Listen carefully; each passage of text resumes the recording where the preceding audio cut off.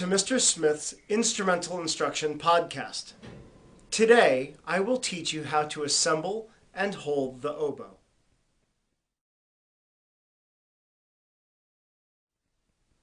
We will begin by opening the oboe case. Make sure the instrument is laid flat on the ground before opening the case.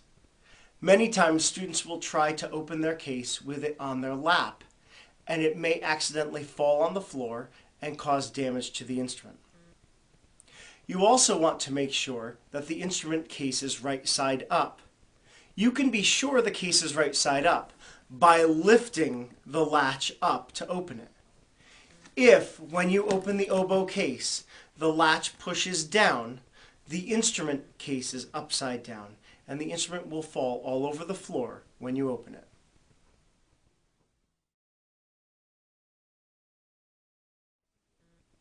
Inside the case, you will find three pieces to the oboe: the bell, the lower joint, and the upper joint.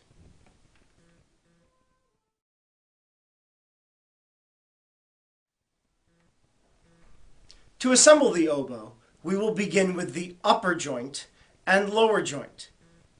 These two pieces attach with the corked end of the upper joint going into the non-corked end of the lower joint.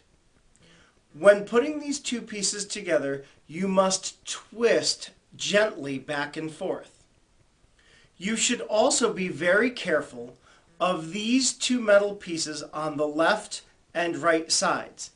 These two pieces are called bridges and are very delicate. When you place them together, make sure that they do not hit. Next, we will attach the bell to the bottom of the lower joint. Some bells have an additional key on them. Gently press down this key and use a twisting motion to attach the bell to the oboe.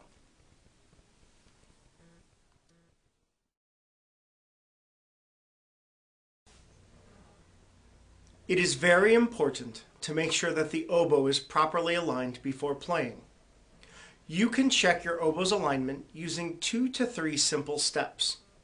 First, we look for the tone holes on the upper joint to be aligned with the tone holes on the bottom joint.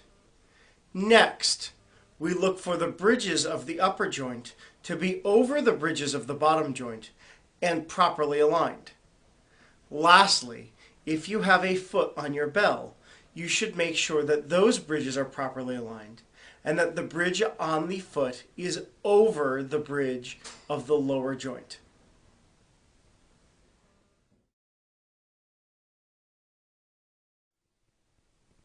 Next, I will teach you to properly place the right hand on the oboe. We begin with our right thumb being placed underneath the thumb rest. Next, we will place our right hand pinky on the bottom pinky key of the oboe. After that, the ring finger goes on the bottom tone hole, middle finger on the tone hole above that, and pointer finger on the tone hole above that. This is the right hand.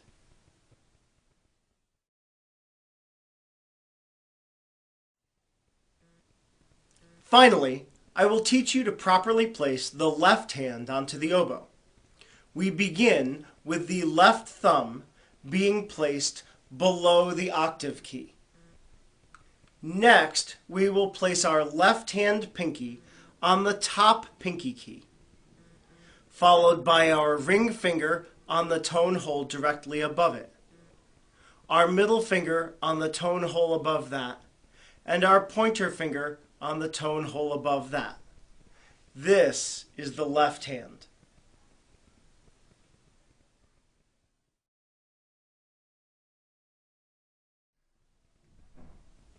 As a beginner oboist, you should practice assembling and holding the oboe for 1 to 2 minutes each day. I recommend trying to place the fingers onto the oboe with your eyes closed.